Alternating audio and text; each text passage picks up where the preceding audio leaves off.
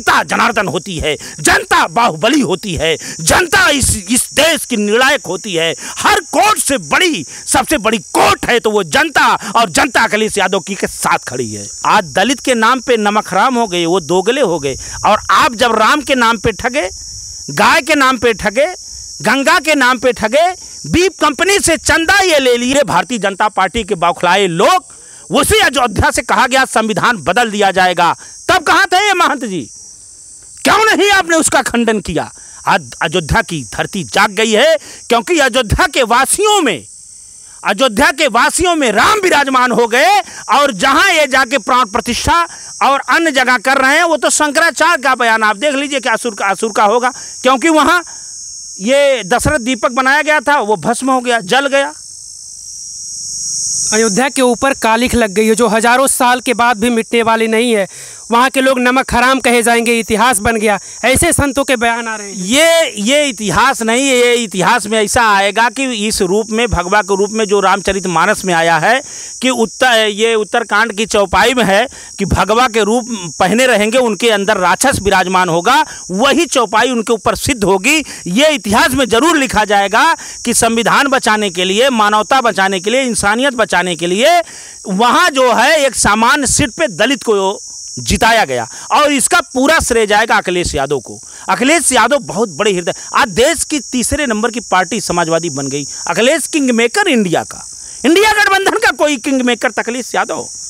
मैं साधुवाद देना चाहता हूं अखिलेश यादव, और अखिलेश यादव को कोई प्रधानमंत्री बनने से रोक नहीं पाएगा। ऐसे ऐसे मान आएंगे और जाएंगे, क्योंकि जनता जनार्दन होती है, जनता बाहुबली होती है, जनता इस देश की निर्णायक होती है। हर कोर्ट से बड़ी, सबसे बड़ी कोर्ट है तो वो जनता, और जनता अखिलेश यादव की के साथ खड़ी है। अच्छा ये बताइए, एक चीज़ ये थोड़ा सा ये लग रही है कि वहाँ पे भाजपा वालों को इस बात का तो कहीं नहीं वो लग रहा है उन्हें कि दलित वहाँ पर सांसद बन गया, या फिर उन्हें अयोध्या हारने का वाकई में दुख है। किस बात का दुख लग रहा है? ये दुख यही है कि सामान्य सीट पे जिस तरह से उसी अयोध्या की नगरी में राम की प्राण प्रतिष्ठा ये कराते हैं, अडानी आते हैं, अंबानी आते हैं, अमिताभ बच्चन आते हैं, हीरोइन आती हैं, हीरो आते हैं, जितने अरबपति करोड़पति जो 22 उद्योगपतियों को आदरणीय प्रधानमंत्री जी ने देश का पूरा धन दे दिया, कर्ज माफ कर दिया, उन लोगों को तो बुलाते हैं, लेकिन आदिवासी राष्ट्रपति महिला को नहीं बुलाते हैं,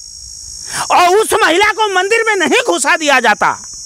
ये आप देख लीजिए, आपके सामने है। और तो एक दलित को जहां ये लोग घुसने नहीं दे रहे हैं, वो दलित अयोध्या से सांसद हो जाएगा, तीन लोगों की नींद हराम हो जाएगी। ये मनुस्मृति लगाने वाले लोग महंत बन के बैठे हैं और ये षड्यंत्र कर रहे हैं। इनका षड्यंत्र चूर चूर होगा और संविधान बहुत मजबूत होगा, लोकतंत्र मजबूत होगा। अखिलेश यादव एक विख्यात रूप में विश्व में विख्यात होंगे और देश की कुर्सी अब दूर नहीं होगी, क्योंकि दूर अगर होंगे तो भाजपा ही होंगे। अखिलेश यादव पर भी वो लोग आरोप लगा रहे करें, पीडीए का नाम लेकर, आरक्षण का नाम लेकर, संविधान का नाम लेकर, इन चीज़ों को लेकर अखिलेश यादव ने जनता को गुमराह किया और वोट ले लिया। अरे गुमराह तो भारतीय जनता पार्टी 15 लाख देंगे, अच्छे दिन लाएंगे, काला धन लाएंगे, सबका साथ, सबका विकास, सबका सम्मान, राम को लाए, कृष्ण को लाएंगे।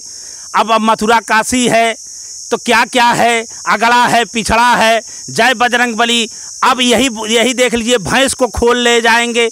ये भाजपा के आदरणीय प्रधान सांसद बोल रहे थे, इनके बयानों पे आप देखिए बौखला गए हैं ये लोग। ये नहीं, ये महंत जी के छोड़ दीजिए, इनका शीर्ष नेतृत्व बौखला गया था। चुनाव में आप इनका भाषण देख लीजिए कि ये आरक्षण हो जाएगा, मुस्लिम के वार करना तो हिंदू पे करना, अगला करना, कितना पैतरा मार रहे थे। जितना असुर अपना माया रची थी, ध्यान भटकाने वाले, नफरत करने वाले, जातियों से जात को लड़ाने वाले। यही आप एक बयान लिख लीजिएगा, मानो में तो ये लड़ाए एक बार जो है हनुमान जी को दलित बना करके ये लोग वोट लेने वाले हैं। ऐसे लोगों पे डर भी लगता है और हंसी भी आती है। क्या लगता है आगे के जो चुनाव होंगे उनके परिणाम कैसे हो सकते हैं? ये तरफ ये भी कह रहे हैं कि अयोध्यावासी नमक हराम है, अयोध्यावासी दोगले हैं, गालियां तक सोशल मीडिया पर तो गालियां दी जा रही है। मध्य प्रदेश से कोई वीडियो शेयर करता है सोशल मीडिया पर, वो कहता है कि हमने एमपी तो पूरा दे दिया, और उत्तर प्रदेश के अयोध्यावासी जहाँ भगवान राम जन्म लिए वहाँ के लोगों ने भगवान के साथ गद्दारी किया। हालांकि वो शब्द हम नहीं कह सकते, गालियाँ दे करके कहा जा रहा है कि लोगों ने भगवान के साथ गद्दारी किया, अयोध्यावासी गद्दार हैं, वो दोगले हैं, नमक हराम हैं, इस तरीके से कहा जा रहा है। ऐसे लोगों के ऊपर कार्रवाई होनी चाहिए। सोशल मीडिया पे जो वक्तव्य हो रहा है, मैं सरकार से मांग करता हूं कि ये लोग देश में अशांति फैलाने वाले लोग हैं, यही लोग विद्रोह करने वाले हैं। मत देने का सबका अधिकार है और अयोध्या के वासी को मैं ये समझता हूं कि मैं साधुवाद देता हूं और इनका जवाब वहीं अयोध्या का वासी देंगे और साथ साथ आने वाले 27 के चुनाव में पूरा उत्तर प्रदेश वासी देंगे और पूरा समय आने पे पूरा देशवासी देंगे कि हम इस देश में अगर अपने प्राणों की आहुति दिया है तो हिंदू भी दिया है, मुसलमान भी दिया है। इस देश में हमारा ब्लड काट दो तो ये रंग लाल निकलेगा। कोई व्यक्ति ये बता नहीं सकता किसका ये रक्त है। आज दलित के नाम पे नमक हराम हो गए, वो दोगले हो गए। और आप जब राम के नाम पे ठगे, गाय के नाम पे ठगे, गंगा के नाम पे ठगे, बीफ कंपनी से चंदा ये ले लिए, उसी विश्व में आज बीफ की सप्लाई दूसरे नंबर पे हो गई। वैक्सीन कंपनी से आप चंदा ले लिए केवल पैसा के लिए। जबरदस्ती आप हमारे सिपाही को लगाए, दरोगा को लगवाए, डीएम को लगवाए, कलेक्टर को लगवाए, एसडीएम को लगवाए, सभी अधिकारी को लगवा दिए, नौजवानों को लगाए, किसानों को लगवाए, जबरदस्ती लगा के लेखपाल से लेके तमाम अधिकारियों को आपने लगवा दिया। और जब कंपनी ने कह दिया कि इससे हार्ट अटैक और ब्रेन हेमरेज हो रहा है तब मोदी जी को फोटो हटवा दिया गया। आप ब्लैकमेल कर रहे हो, आप जो ठगने का काम कर रहे हो, आप जीवन से खिलवाड़ करने का काम कर रहे हो। कोरोना में गांव की ये मानव का शव सड़ गया, आप ऑक्सीजन पैरासीटामोल नहीं दे पाए।